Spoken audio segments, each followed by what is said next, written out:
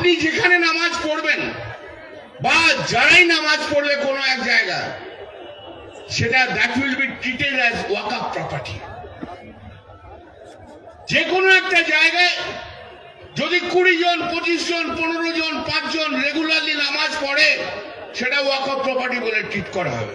তো তাহলে TMC MP কল্যাণ ব্যানার্জি বলছে যে যেখানে মুসলিমরা বসে নামাজ পড়বে বা যেখানে কয়েকজন বসে একসঙ্গে 20-25 জন বসে নামাজ পড়বে, সেই জায়গাটা অটোমেটিক্যালি ওয়াকফ প্রপার্টি হয়ে যাবে বা আল্লাহর সম্পত্তি হয়ে যাবে।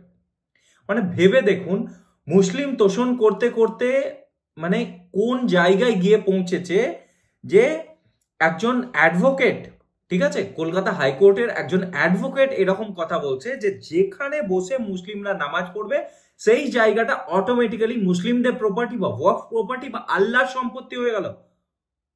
মগের মুলুক চলছে নাকি এটা? যা ইচ্ছা আপনারা বলবেন, যা ইচ্ছা করবেন সেরকম চলবে কি এটা? আর যদি কোনো রাস্তায় বসে বা কোনো স্কুলের মাঠে বসে যদি কোনো মানে 10 জন বা 20 জন মুসলিম বসে নামাজ পড়ে দেয়, তাহলে সেই জায়গাটা তাদের হয়ে গেল, সেই জায়গাটা ওয়াকফ প্রপার্টি হয়ে গেল, সেই জায়গাটা আল্লাহর সম্পত্তি হয়ে গেল। বাদরামি চলছে নাকি এটা? পশ্চিমবঙ্গে আপনাদের সরকার আছে বলে আপনারা যখন যেটা ইচ্ছা সেটা করবেন, কি বাকি থাকছে? আজ আচ্ছা, 1991-এর যেটা প্লেসেস অফ ওয়ার্শিপ অ্যাক্ট আছে সেটা কি বলুন তো? সেটা জানেন তো? আপনি তো একটা অ্যাডভোকেট একজন। তাতে বলা হচ্ছে যে 1947 সালের 15ই আগস্ট পর্যন্ত, সেই সময় যখন স্বাধীনতা লাভ করে ভারতবর্ষ, সেই সময় প্রত্যেকটা রিলিজিয়াস প্লেস, প্রত্যেকটা ধর্মীয় জায়গায় যে রিলিজিয়াস ফর্ম আছে বা যে রূপে পুজো হয় বা যে রূপে সেখানে উপাসনা হয়, তাকে সেই জায়গাতেই রাখতে হবে। হিন্দুদেরকে সেটাই মানতে হচ্ছে, আমরা হিন্দুরা মেনেই আসছি যে সেই হিসাবে আমাদের যে এই যে হাজার হাজার 40,000-এর উপরে মন্দিরকে ভেঙে মসজিদ বানিয়ে দেওয়া হয়েছে, তো আমরা তো আটকে আছি ওই জায়গাতেই না। যে ওই প্লেসেস অফ ওয়ার্শিপ অ্যাক্ট 1991-এ এটা বলা আছে যে যেটা স্বাধীনতার সময় যেটা মন্দির ছিল সেটা মন্দির থাকবে, যেটা মসজিদ ছিল সেটা মসজিদ থাকবে। সেই সময় 15ই আগস্ট 1947 সালে যেটা ছিল সেটা থাকবে। কিন্তু আপনাদের ওয়াকফ প্রপার্টি দিন দিন বেড়েই যাচ্ছে, বেড়েই যাচ্ছে, বেড়েই যাচ্ছে। আপনারা হাইকোর্ট থেকে শুরু করে, আপনারা রাস্তা থেকে শুরু করে, আপনারা পার্লামেন্ট থেকে শুরু করে, কোন জায়গাটা বাকি আছে যেটাকে আপনারা ক্লেম করেননি? তারপরেও প্রত্যেক দিনই দেখছি ওয়াকফ বোর্ড কোনো একরের পর একর সম্পত্তিকে ক্লেম করে দিচ্ছে, কখনো কোনো কলেজকে ক্লেম করছে, কখনো কোনো কোর্টের সম্পত্তি বা কোর্টের এরিয়াকে ক্লেম করছে, কখনো কোনো মন্দিরকে, এমনকি তামিলনাড়ুতে পুরো গ্রামকে, সম্পূর্ণ গ্রামকেই ক্লেম করে দিয়েছে যে এটা ওয়াকফ প্রপার্টি। ইয়ার কি চলছে নাকি যে এই দেশে সবকিছু আপনারা যেটা চাইবেন সেটাই হবে? আরে ভাই, আপনারা মুসলিমরা একটা রাজ্য নিয়ে নিয়েছে, একটা দেশ নিয়ে নিয়েছেন, একটা নয় দুটো দেশ নিয়ে নিয়েছেন। 1947 সালে দেশ ভাগ হয়, 3টে দেশ হয়, ঠিক আছে?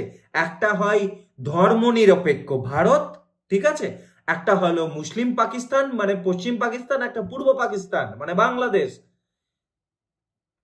হলো তো? আর কত নেয়?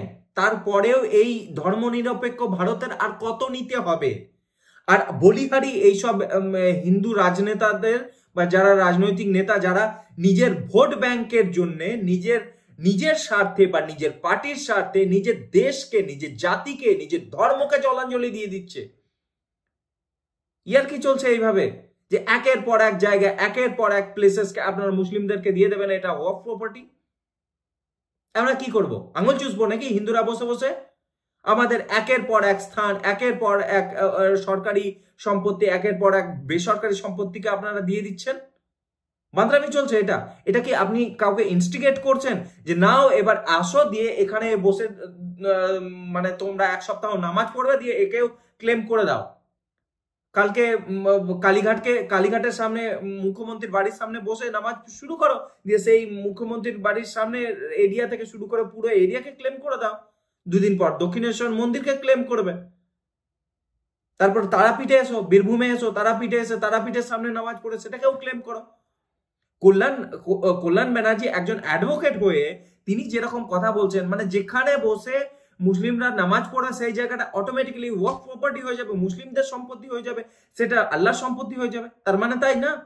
তো তাহলে মুসলিমদের তো তাহলে একরকম ভাবে আহ্বান দেওয়া হচ্ছে যে এসো তোমরা নামাজ পড়ো, দিয়ে নিয়ে নাও, পুরো রাজ্যকেই নিয়ে নাও এরকম ভাবে। আর তাহলে আমাদেরকে টিএমসি এবার বলেই দিক না হিন্দুদেরকে যে এবার এখান থেকে ছেড়ে বেরিয়ে যাও, এই পুরো পশ্চিমবঙ্গ হচ্ছে মুসলিমদের, আমাদের কোনো প্রয়োজন নেই এখানে থাকার, সবটাই দিয়ে দাও।